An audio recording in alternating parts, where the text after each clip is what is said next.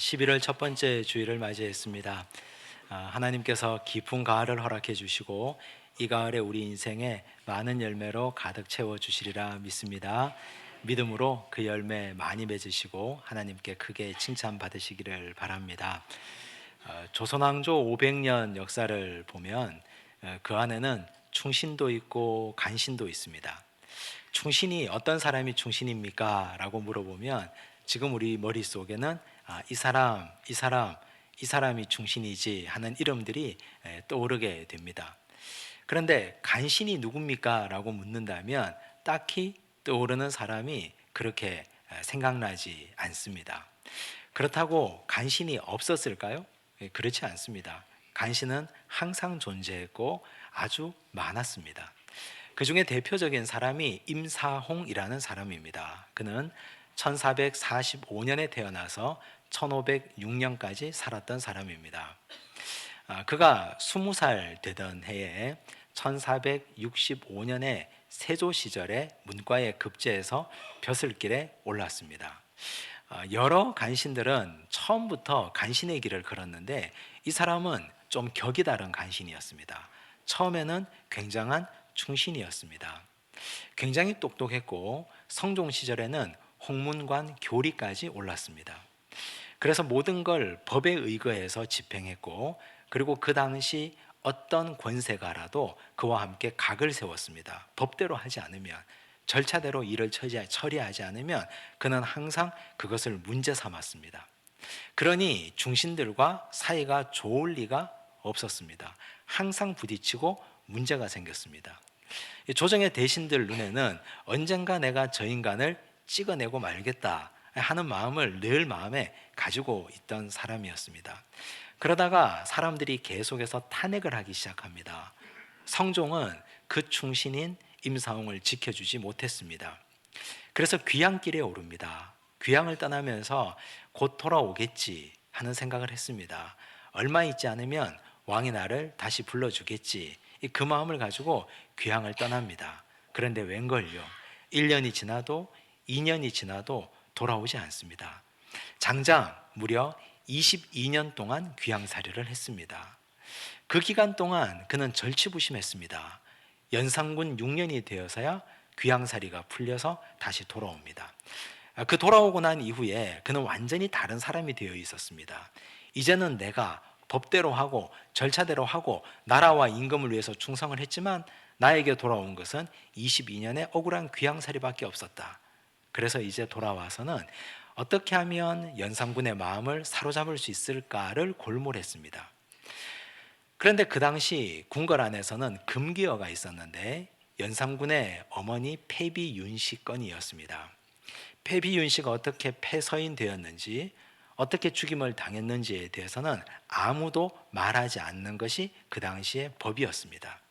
그런데 이 사람 임사홍은 연산군에게 접근해서 그의 어머니가 어떻게 죽었는지 그를 죽인 사람 주모자들이 누군지를 소상하게 알려주었습니다. 연산군은 광분했습니다. 그 광기 뒤에 숨어서 임사홍은 정적을 제거해 나가기 시작합니다. 갑자사화였습니다. 그래서 조정에 피비린내 나는 일들을 자행했습니다. 그리고는 연산군이 여인을 좋아한다는 걸 알고 전국을 돌며 여인을 잡아다가 임금에게 진상하는 일을 했습니다. 이 벼슬을 채홍사라고 했는데 자신이 채홍사를 자처했습니다. 그렇게 악한 사람이었습니다. 나라의 입장에서 보면 조선이라는 큰 나라 입장에서 보면 그는 사탄이었고 악마였습니다.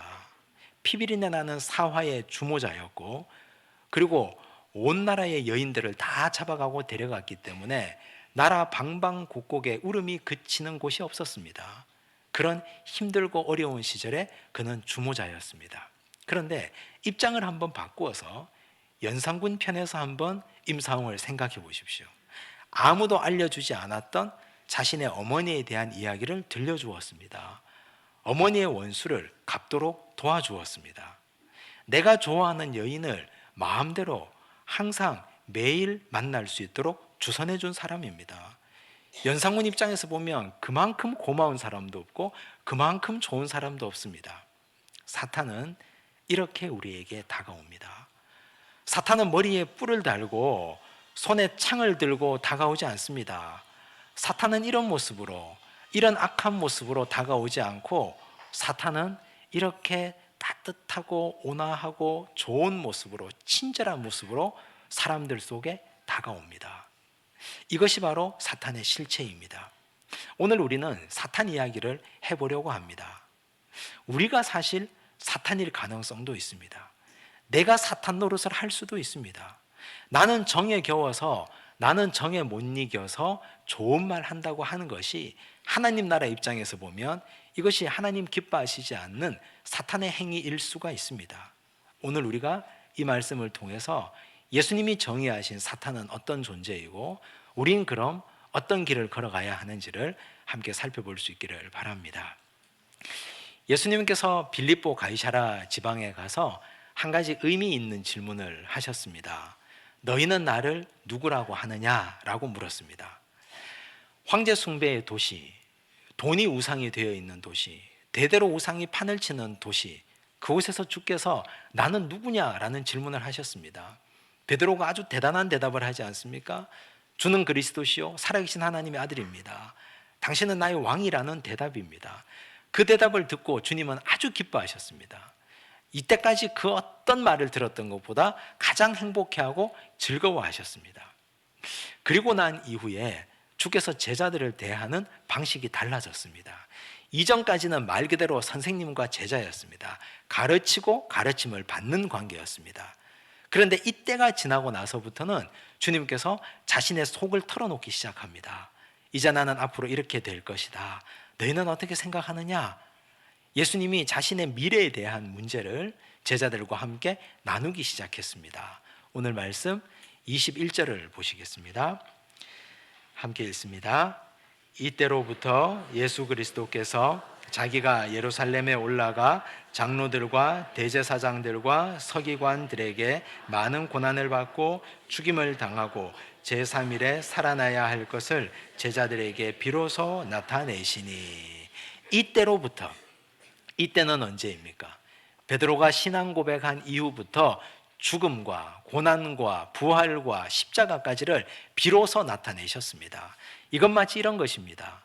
아버지가 아이가 어릴 때는 그냥 그저 엄한 아버지입니다. 그런데 아들이 자라서 철이 들고 나면 아들을 앉혀놓고 우리 가문의 과거도 설명해주고, 이제 내가 죽으면 내 장례는 이렇게 치르라고 이야기도 해주고, 재산은 이렇게 분배하고, 동생들은 이렇게 잘 관리하고 잘 다스려라, 이런 말을 하는 것과 같은 이치입니다. 아버지가 갑자기 그런 말씀을 하시면 마음이 뭉클해지지 않습니까? 분위기가 아주 좋았습니다. 예수님은 제자들에게 자신의 고난을 미리 얘기해 주시고 제자들은 이 이야기를 듣는 아주 좋은 분위기였습니다. 그런데 그 자리에서 베드로가 갑자기 돌발적인 발언을 합니다. 22절입니다. 함께 읽습니다. 베드로가 예수를 붙들고 항변하여 이르되 주여 그리 마옵소서, 이 일이 결코 주께 미치지 아니하리이다. 우리는 베드로가 왜 이런 말을 한 건지 잘 알고 있습니다. 왜냐하면 정 때문에 그렇습니다. 우리 예수님과 베드로가 오래 함께 했지 않습니까? 함께 먹고 함께 마시고 함께 자고 함께 행동하고 함께 다녔습니다. 그런데 내가 사랑하는 주님이 어떻게 고난받고 죽임당할 수 있느냐? 주님 결코 이 일이 주님께 미치지 못할 것입니다. 이런 말을 할 수 있습니다. 그놈의 정 때문에 충분히 그런 말을 할 수 있다고 생각합니다. 하지만 하나님 나라라는 큰 그림에서 보면 베드로가 이런 말 한 것은 하나님이 예수님을 보내신 그 최초의 목적에 합당하지 않는 말입니다. 이 말을 듣고 예수님께서 불같이 화를 내십니다. 주께서 어떻게 말씀하십니까? 사탄아, 내 뒤로 물러가라. 우리는 베드로의 입장과 예수님의 입장을 통해서 보면 베드로 입장은 이해할 수 있는데 예수님이 이렇게 강하게 말씀하실 필요까지 있었겠는가? 이런 말을 했다고 해서 어떻게 사탄이라고까지 말씀할 수 있는가? 사랑하는 제자에게, 바로 이전까지 칭찬했던 이 제자에게 어떻게 사탄이라고 말씀하실 수 있는가? 예수님이 좀 너무했다고 생각합니다. 하지만 우리가 오늘 여기서 눈여겨보아야 할 것은 그 다음 대목입니다. 예수님께서는 베드로가 정말 사탄이 되기를 원치 않으셨기 때문에 이 말씀을 하신 것입니다. 그러면서 주께서 하시는 사탄의 정의가 중요합니다. 사탄은 이런 자다. 두 가지 정의를 하셨습니다. 23절을 제가 읽겠습니다. 예수께서 돌이키시며 베드로에게 이르시되 사탄아 내 뒤로 물러가라. 너는 나를 넘어지게 하는 자로다. 사탄의 첫 번째 정의는 예수님보다 앞서는 사람입니다. 예수님께서 사탄아 내 뒤로 물러가라 하셨지 않습니까? 예수님보다 앞서는 자는 다 사탄이며 사탄이 될 가능성이 있는 사람들입니다. 예수님은 말씀 아닙니까?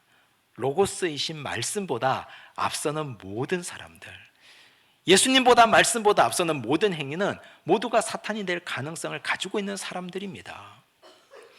그런데 왜 우리가 말씀보다 주님보다 앞서겠습니까? 무엇 때문에? 열정 때문입니다. 정제되지 않은 열정 때문에. 마음은 뜨겁고 열정은 있는데 그 열정이 하나님의 말씀으로 정제되지 않았기 때문에. 나는 뜨거운데, 나는 무언가 하고 싶은데, 그런데 자기의 방식대로, 자신의 생각대로, 자신의 의지대로 무작정 그 일을 해버리기 때문에, 하나님께서 원하는 말씀의 방식이 아닌데 내 의지대로 그 일을 해버리기 때문에 말씀보다 주님보다 앞서는 것입니다. 또한 어설픈 지식입니다. 내가 가지고 있는 지식이 전부인 줄 알고 다인 줄 알고 그 어설픈 지식을 가지고 주의 말씀보다 앞장서 가버립니다. 이것이 바로 사탄이 하는 일들입니다. 베드로는 예수님의 말씀에 고무되고 들떴습니다. 주께서 이렇게 말씀하시지 않습니까? 신앙 고백 이후에 바요나 시모나 이를 네게 알게 하니는 내 혈육이 아니요 하늘에 계신 하나님 아버지시니라. 이 말씀을 듣고 그는 굉장히 들떠 있었습니다. 그렇지, 내가 이걸 깨달은 건 하나님께서 나에게 알려주셔서 그렇지. 그는 아주 들떴습니다. 그리고 마치 모든 것을 다 아는 것처럼 열정에 겨워서 주께서 하시는 말씀보다 자기가 먼저 앞서고 있습니다. 성경 전체를 보십시오. 놀라운 일이 일어났을 때, 기적적인 일이 일어났을 때 사람이 하나님 말씀보다 앞선 적은 단 한 번도 없습니다. 홍해 앞에 이스라엘 백성들이 섰을 때 하나님께서 모세에게 말씀하셨습니다. 너의 지팡이를 들어라. 홍해를 향하여 너의 지팡이를 내밀라.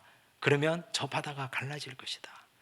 뒤에 따라오는 이집트의 군대를 앞으로 영원히 다시 보지 않을 것이다 말씀하셨습니다. 하나님의 말씀이 먼저 있고 그리고 모세가 지팡이를 내밀었습니다. 홍해가 갈라졌습니다. 바다를 마른 땅같이 건너갔습니다. 요단강을 건널 때도 그랬습니다. 하나님의 언약궤를 어깨에 지고 간 제사장들의 발이 흐르는 요단 강물에 먼저 디뎌졌을 때 그때 내려오던 요단 강물이 멈춰섰습니다. 그리고 나서 언약궤를 맨 제사장들 그 뒤를 따르는 하나님의 백성들이 다 길을 건넜습니다. 하나님의 말씀이 앞장서고 백성들은 뒤따라가는 것이 하나님 나라의 법칙입니다. 사도 바울이 예수를 핍박하다가 다메섹 도상에서 주님을 만납니다. 충만하게 은혜를 받았습니다. 예수님을 만났습니다. 마음이 뜨거워졌습니다. 열정이 생겼습니다. 제자들을 찾아갑니다. 나도 이제 사역을 하고 싶습니다. 나에게 일거리를 주십시오. 그러나 하나님께서는 바로 즉시 일하는 걸 원치 않으십니다. 그래서 바울을 데려다가 아라비아 사막에 3년 동안 훈련시켰습니다. 힘 빼기 훈련입니다. 사마리아 사막에다가 가서 기도하고 너의 열정을 말씀으로 정죄하라. 3년이나 그는 훈련받았습니다. 그리고 나서 하나님께서 정한 때가 되매 하나님이 그를 이방을 위한 사도로 불러다가 훈련시키고 1차, 2차, 3차 전도 여행으로 귀하게 사용하셨습니다. 우리가 경험했지 않습니까? 처음 은혜를 받았을 때, 하나님께서 나에게 은혜를 주실 때, 내가 처음 하나님의 말씀 한두 가지를 깨달았을 때 넘치는 열정과 어설픈 지식으로 내가 하나님의 일을 하겠다고 일하면서 하나님의 말씀보다 앞선 일이 얼마나 많이 있었음을, 그것 때문에 하나님의 일을 얼마나 많이 그르쳤음을 우리는 경험했지 않습니까? 그런 분들도 우리는 보고 있지 않습니까? 수없이 많은 하나님의 말씀보다 앞서는 일들을. 오늘 하나님께서 우리에게 말씀하십니다. 너의 열정 귀하고 아름다우나 말씀보다 앞설 수 없다. 주의 말씀으로 너의 열정을 정죄하라. 하나님의 말씀으로 열정을 사로잡아라. 그러면 주의 일을 잘 감당할 수 있다. 부디 오늘 우리가 말씀보다 앞서지 않기를 바랍니다. 어떤 뜨거운 열정이 있더라도 주의 말씀이 우리의 열정 앞서가시는 은혜가 있기를 간절히 바랍니다. 주께서 말씀하신 두 번째 사탄의 정의입니다. 23절 후반절을 보겠습니다. 네가 하나님의 일을 생각하지 아니하고 도리어 사람의 일을 생각하는도다 하시고, 여기 하나님의 일과 사람의 일이 무엇입니까? 하나님의 일은 예수께서 고난받으시고 십자가 지시고 골고다 언덕을 올라가시고 두 손과 발에 못이 박히시고 허리에 창이 들어와서 물과 피를 다 쏟는 것, 이것이 하나님의 일입니다. 그래야 인류를 구원할 수 있습니다. 그래야 모든 사람이 하나님 앞에 새로워질 수 있습니다. 이것이 하나님의 일입니다. 사람의 일은 무엇입니까? 주님, 나는 주님이 고난당하고 죽고 채찍맞는 걸 볼 수 없습니다. 내가 어떻게 예수님의 제자인데 주께서 그렇게 고통받는 걸 눈뜨고 볼 수 있겠습니까? 안 됩니다. 나는 절대 그렇게 할 수 없습니다. 이것이 사람의 일입니다. 하나님의 일과 사람의 일. 하나님의 일을 하면 하나님이 기뻐하시고 마귀가 도망갑니다. 사람의 일을 하면 하나님이 슬퍼하시고 마귀가 기뻐합니다. 대장마귀 사탄은 베드로가 지금 사람의 일을 하면서 예수님의 앞길을 가로막는 것을 가장 기뻐하고 가장 즐거워합니다. 내가 하지 않아도 예수님의 제자인 베드로, 네가 해주니까 나는 너무 기쁘다. 대장 사탄 마귀가 가장 즐거워하고 있을 것입니다. 우리는 하나님의 일을 하고 계십니까? 사람의 일을 하고 계십니까? 좋은 목회자를 세우기 위해서는 우선 자기 자신이 가장 중요합니다. 목사 자신이, 목회자 자신이 바로 서야 합니다. 그 다음 중요한 사람이 가족들입니다. 가까이 있는 가족들이 좋은 목사를 만들어가는 것입니다. 또 그리고 중요한 분들이 성도들입니다. 목사 자신과 가까운 가족과 성도들이 함께 좋은 목회자를 만들어가는 것입니다. 목회자에게 해서는 안 될 말들이 여러 가지 있는데 그 중에 대표적인 말을 꼽자면 목사님도 사람인데 라는 말입니다. 저는 그렇게 생각합니다. 물론 목회자가 사람입니다. 목회자가 사람이기 때문에 잘못 생각할 수도 있고 판단을 잘못할 수도 있고 틀릴 수도 있습니다. 하지만 이것이 핑계가 되어서는 곤란합니다. 목회자가 사람이기 때문에 이렇게 할 수도 있다는 것, 이 자체에 여지를 두는 것 자체가 이미 그때부터 길을 열어두는 것입니다. 이건 사람의 일을 먼저 생각하는 것입니다. 목회자가 잘못 판단해서 잘못된 길로 가면 가족 그리고 성도들이 엄하게 꾸짖어 주셔야 됩니다. 그 길은 사람의 길입니다. 그 일은 하나님의 일이 아니라 사람의 길입니다. 하나님의 일을 하셔야 됩니다. 꾸짖어 주셔야 됩니다. 그래야 좋은 목회자가 세워지는 것입니다. 교회도 마찬가지 아니겠습니까? 교회가 하나님의 일을 우선하느냐, 사람의 일을 먼저 생각하느냐, 아주 큰 차이가 있습니다. 우리 성도들이 모든 판단하는 일에서, 교회가 결정하는 일에서 이 결정은 하나님의 일이냐, 사람의 일이냐, 사람을 기쁘게 하기 위한 일이냐, 사람을 만족하고 사람을 행복하게 하기 위한 길이냐, 아니면 하나님을 즐겁게 하기 위한 길이냐, 잘 판단하셔야 됩니다.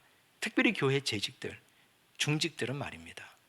더더욱 우리가 하나님 앞에서 이것이 하나님의 일이냐, 사람의 일이냐, 하나님께서는 오늘 우리에게 사람의 일을 생각하지 마라. 내가 고난받고 죽고 내가 채찍질 당하고 침뱉음 당하는 것이 하나님의 일일진데 사람의 일을 생각하지 마라. 주께서는 비장하게 말씀하셨습니다. 인정에 겨워 정에 이끌려 사람의 길을 걸어간다면 우리는 주님 앞에서 사탄이라고 불림받고 칭함받을 것입니다. 사탄의 길을 걸어가지 않고 제자의 길을 걸어가시기를 바랍니다. 우리 예수님께서는 사탄에 대한 두 가지 정의를 하시고 코가 석자나 빠져 있는 베드로를 보셨습니다. 베드로가 얼마나 민망했겠습니까? 베드로가 얼마나 무안했겠습니까? 사탄아 내 뒤로 물러가라 책망하시는 주님 앞에서 고개를 들 수 없었을 겁니다. 얼굴이 벌겋게 달아올랐을 겁니다. 그 베드로에게, 그리고 아울러 함께 무안해하고 있는 제자들에게 너희가 사탄의 길을 가지 않고 제자가 되면 좋겠다, 제자도를 말씀하셨습니다. 24절 말씀입니다. 함께 읽겠습니다. 이에 예수께서 제자들에게 이르시되 누구든지 나를 따라오려거든 자기를 부인하고 자기 십자가를 지고 나를 따를 것이니라. 중요한 제자도가 나옵니다. 누구든지 나를 따라오려거든, 이 말씀은 사탄의 길과 반대되는 말 아닙니까? 제자는 예수님 뒤를 따라가는 존재들입니다. 예수님은 말씀이니까 말씀의 뒤를 따라가는 것이 제자입니다. 사탄은 예수님 말씀보다 앞서는 것이 사탄이고, 제자는 예수님 뒤따라가는 존재입니다. 우리의 위치가 어디에 있느냐 하는 것이 사탄과 제자를 가늠하는 아주 중요한 자리가 됩니다. 예수님 뒤따라간다는 것은 때로는 피곤합니다. 예수께서 달려가시면 우리도 달려야 됩니다. 예수께서 걸어가시면 우리도 걸어가야 됩니다. 예수께서 멈추시면 나는 열정이 있어서 뛰어가고 싶은데 예수님을 앞질러 가시면 안 됩니다. 그 뒤에 함께 서야 됩니다. 서고 걷고 달리고 함께 동행하는 것 쉽지 않습니다. 하나, 제자의 길은 바로 그런 길입니다. 그 길을 걸어가면서 주께서 우리에게 두 가지 행동 지침을 말씀해 주셨습니다. 첫 번째가 자기 부인입니다. 자기 부인이 무엇입니까? 너의 경험과 너의 생각과 너의 미래의 계획과 네가 지금까지 습득한 모든 경험들을 다 내려놓아라. 그리고 나를 따라와라. 이것이 자기 부인입니다. 자기 부인이 과연 쉬울까요? 자기 부인이 되겠습니까? 우린 누구나 다 경험이 있습니다. 지금까지 살아오면서 체득한 자기만의 노하우가 있습니다. 앞으로 미래에도 내가 계획하고 그려놓은 미래의 장밋빛 꿈들이 있습니다. 이것들 다 내려놓고 주를 따라가는 것 쉽겠습니까? 결코 쉽지 않습니다. 불가능하겠습니까? 그러나 불가능하지도 않습니다. 우리 예수님께서 성경에서 하신 모든 말씀은 가능한 일을 말씀하셨습니다. 우리 인간에게 불가능한 일을 절대 말씀하신 적이 없습니다. 그러면 어떻게 자기 부인이 가능한가? 성령으로 가능합니다. 나의 능력으로는 도무지 불가능한데 성령께서 인도하시면 가능합니다.